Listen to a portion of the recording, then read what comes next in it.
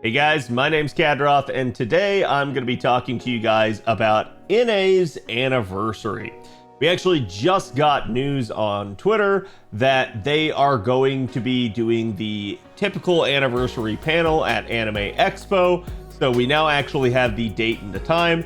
We pretty much always know it's the July 4th weekend, whatever weekend is closest to that event is when Anime Expo gets held, and similar deal here, they always hold the panel at Anime Expo, so it's looking like it's going to be July 5th, which should be, I believe, Saturday, and it's going to be at 1:30 p.m. to 2:50 p.m. Now this is West Coast time, so for us here on the East Coast, that'll be about 4:30 p.m. to, again, like 5:50 p.m. So about an hour and 20 minutes is what they'll have. If that's neither of your time zones, feel free to convert it accordingly to what yours is.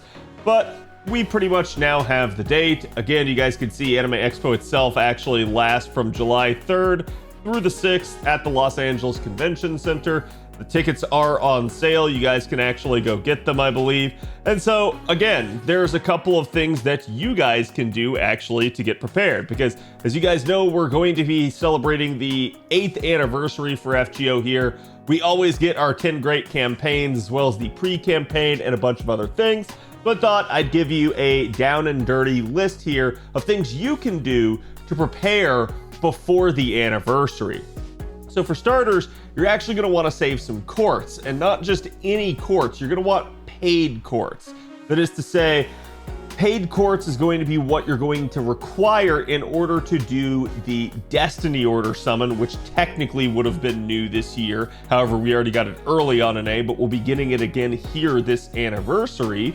And also for the Lucky Bag GSSR. Both of them require premium currency rather than free quartz. So it can't just be, oh, you're holding on to, like, say 45 quartz, which should be the amount that you need. You actually need 45 paid quartz, 15 for the GSSR Lucky Bag, and 30 for the Destiny Order Summon. Next up, you definitely need to catch up on story. Finish all of your story chapters, including Ordeal Call 1, as well as any main interludes that you guys have hanging around. And the reason for this, besides just milestones giving you quartz, is also going to be that in the case of, like, say, the main interludes, you need to have them done for some of the copies of the anniversary commemorative CEs. You will get 2 tickets for those from the memorial quest, so make sure you guys actually have done the main interlude so you can select the CEs that you want. If you need a list of them, they are here on Fandom. You guys can check it out. Again, there are plenty of them, but you can only choose 2, and it's only if you get both tickets from the memorial quests. Now, you're also going to end up having some increased milestones. Things like, again, your strengthenings and interludes are going to give you more milestones. Your free quests are also going to give you more milestones. But this time around, we will also have advanced quests. They are going to be a new milestone that can give you a ton of quartz. So make sure you guys have caught up and done as many advanced quests as possible.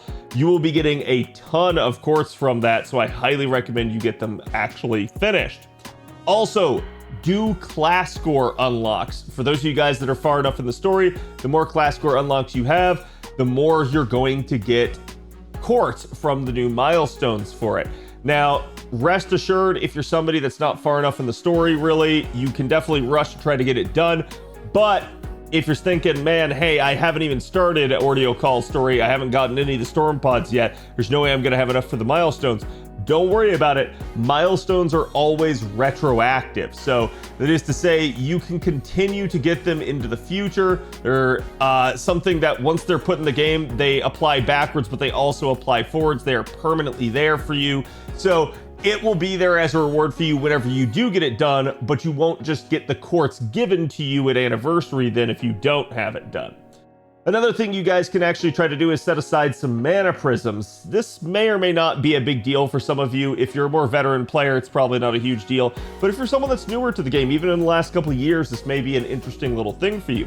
We're actually going to be getting new mana prism exchange CEs permanently added to the shop. These are going to be old craft essences from old events that you'll be able to buy. They're going to start coming out in bundles starting with the anniversary here. The first one that we're going to see is going to be a decent batch, and they are still going to cost you, again, about 5,000 mana prisms to buy all the copies of them.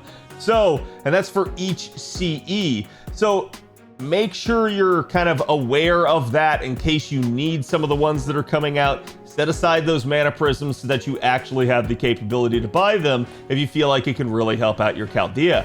In the meantime, I actually did go over a bunch of them with you guys in the Mana Prism guide, so feel free to check that out if you're concerned about that sort of thing. Also, you will want to make sure that you have enough for the increased secondary archive slots that you'll be getting at the anniversary coming up here. We're going to get storage increases as we always do, but you will need a couple of mana prisms set aside to basically be able to buy those. And then some of you are also probably going to get rare prisms back if you used rare prisms to purchase an old Da Vinci shop CE to make it available for you again. A bunch of those are now getting story unlock requirements, and they're actually getting the rare prism cost alleviated for you, so that now you'll be actually getting refunded those rare prisms as you go to buy them in the shop, or again, if you already have bought it, it will be retroactive. We're also going to be getting 20% frontline bond efficiency, so be careful with that as we start to move forward. That won't be a thing here for the tower event yet, but it will be a thing with the anniversary going forward. All of your units in your front line will bond at 20% increased efficiency. On JP, that's no longer as much of an issue because they got the bond overflow update to bond 15 units. NA doesn't have that one yet, so watch out. We might get some quality of life early, but that's not one I'm necessarily anticipating, though it would be really, really nice. And again, just as another sort of exclamation point to completing story and getting caught up, besides just storm pods and quartz milestones, you will actually, in the Da Vinci shop, have the ability, if you've completed the Ordeal Call prologue from now on, after anniversary, you will have the ability to purchase gold foes and faux paw prints in the shop with mana prisms. So keep that in mind. It's another incentive to get the story done. If you don't have that, you're not going to have the ability to be able to purchase them with mana prisms. However, this is going to increase the mana prism strain on your account, so watch out. But again, that's basically going to be it here. Those are all the things you guys can get started and get working on in the month here leading up to anniversary. Let me know what you guys are most looking forward to for the anniversary update and whether or not you're going to be rolling. I'll be curious to hear you guys' thoughts, and I will see you guys for the next one. Good luck. Hey, if you liked the video, make sure to like and subscribe, right?